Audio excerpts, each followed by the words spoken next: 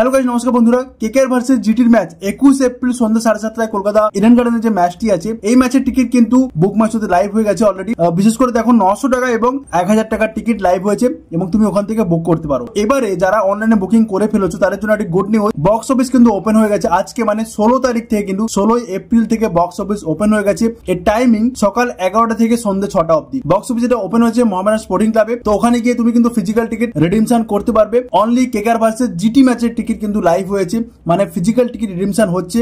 পাঞ্জাবের কিন্তু এখনো লাইভ হয়নি। যারাই আমাকে কমেন্ট করছো 26 এপ্রিল যে ম্যাচটি আছে ওই ম্যাচের টিকিট কিন্তু লাইভ হয়নি এখনো, মানে অফলাইনে সেলিং বা অফলাইন থেকে রিডিমশন হচ্ছে না।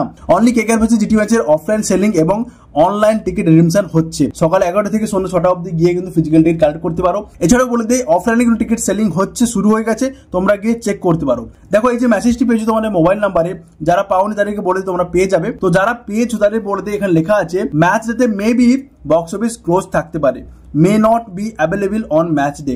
ম্যাচ ডের জন্য এই যে মেসেজটি আছে প্রতিবারে বুক মাই শো থেকে আসে। ম্যাচ ডেতে কিন্তু বক্স অফিস ওপেন থাকে, তোমরা গিয়ে ফিজিক্যাল টিকিট কালেক্ট করতে পারো। বাট ম্যাচ ডেতে বক্স অফিস কিন্তু কম টাইম ওপেন থাকে। তো তোমরা যে মেসেজ পাবে ম্যাচ ডেতে, ওই মেসেজ চেক করে কিন্তু গিয়েও, এবং যদি পসিবল হয় ম্যাচের একদিন আগে কালেক্ট করে নিও। তো thank you so much guys, এই আপডেট তোমাদের দেওয়া ছিল। কেকেআর ভার্সেস জিটি ম্যাচের বক্স অফিস ওপেন হয়ে গেছে, তোমরা গিয়ে কালেক্ট করতে পারো। Thank you so much guys.